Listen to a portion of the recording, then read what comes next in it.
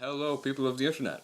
I'm the man with the plan, and first of all, I would like to apologize for the really shit lighting in this video. The power is out. Well, for the lights anyway, it's complicated, but long story short, yeah, I'm just pretty much filming in the dark right now.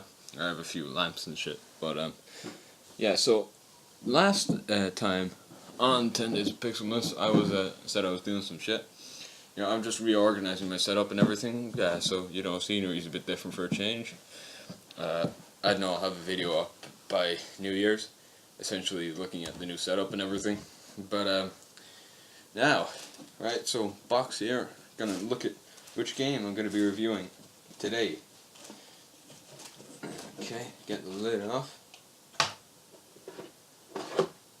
Here we go. This is actually really, really good. F-Zero for the SNES. Now this was actually a SNES launch title. So with a launch title, it obviously has a lot of expectations on its shoulders. Let's see if it lives up to any of them. So as you might have gathered, F-Zero is a pun based on the Formula 1 races. So it's obviously a racing game. It's obviously also, well, a futuristic racing game. I don't know what gives away, the fact that the cars travel at 400 miles an hour or the fact that they hover a foot above the ground. Seriously, you can see their shadows. So, there is a story to this. F-Zero is set in the year 2560, when humanity's multiple encounters with alien lifeforms have resulted in the expansion of Earth's social framework. This led to commercial, technological, and cultural interchanges between planets. The multi-billionaires who earned their wealth through intergalactic trade were mainly satisfied with their lifestyles, although most coveted more entertainment in their lives. This resulted in new entertainment based on the Formula 1 races to be founded, vehicles that could hover 1 foot above the track. These Grand Prix were soon named F-Zero after a rise in popularity of the races. And so, yeah, we have our story. Now, what else can we say?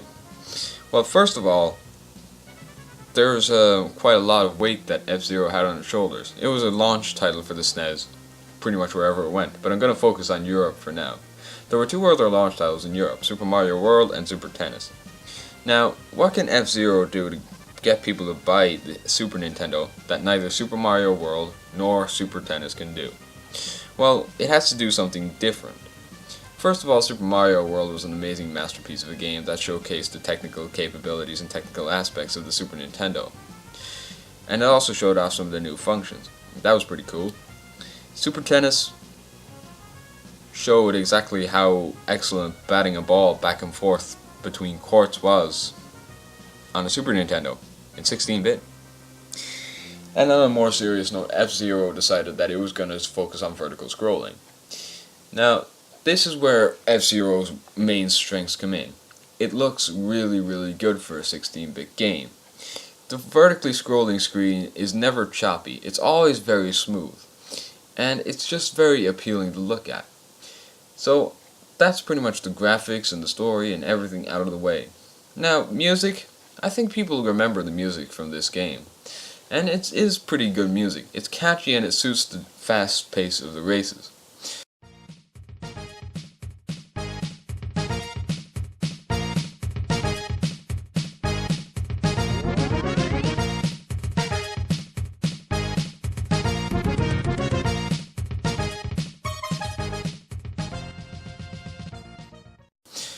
And onto the gameplay, and this is honestly the toughest part to talk about. There's not really a whole lot you could say about F-Zero's gameplay. You race around and you try to win races. You turn when there's a turn, you go straight when there's straight bits. There's a few obstacles on the road, watch out for those. Game over, you win. But it's a bit more than that. After selecting your racer, you go through certain tracks, based on which Grand Prix you took. The Grand Prix obviously are only there to serve as a variety and difficulty switch. So, anyway, what I want to get onto is the stages themselves. Now, there's these little red marker things you'll see at the edge of the tracks to prevent you from falling off into an abyss. But if you do hit these, you do take damage for your car. There's a health meter up in the top corner. If that starts flashing, you're in trouble. If that gets all the way down to 0, well then, you're in even bigger trouble because your car is just going to explode into a heap. This is where you can use what is called, a safety zone. I'm going to call it, at the start of the track. You stand in here, and, well, your car gets repaired. You can also blow up other racers too. I find that pretty funny. but if you get blown up, well then it's obvious you've lost. So be sure to use these. There's also ramps you can use and a bit of rough track here. I don't know why this would affect the running of the car, but anyway, it does. So, what else can be said? Well, there's this really interesting race I found, and this is where F-Zero does something really good as a launch game by showing off the controls and technical aspects of the Super Nintendo that you might have to use.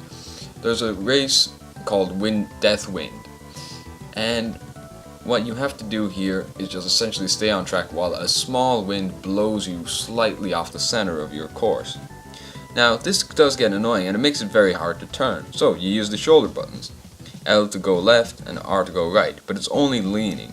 Once you're leaning in a direction, you start to move forwards or away from the wind.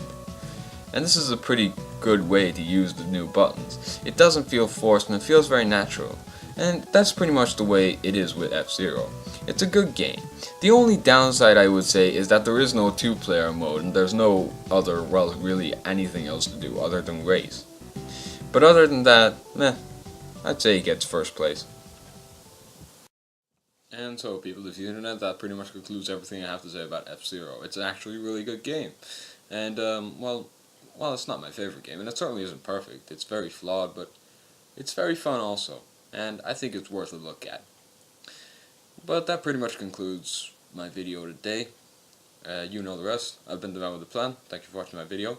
Subscribe to my channel if you haven't already. Leave a like on the videos. And, of course, be sure to comment your opinions. And, well, I'll see you next time.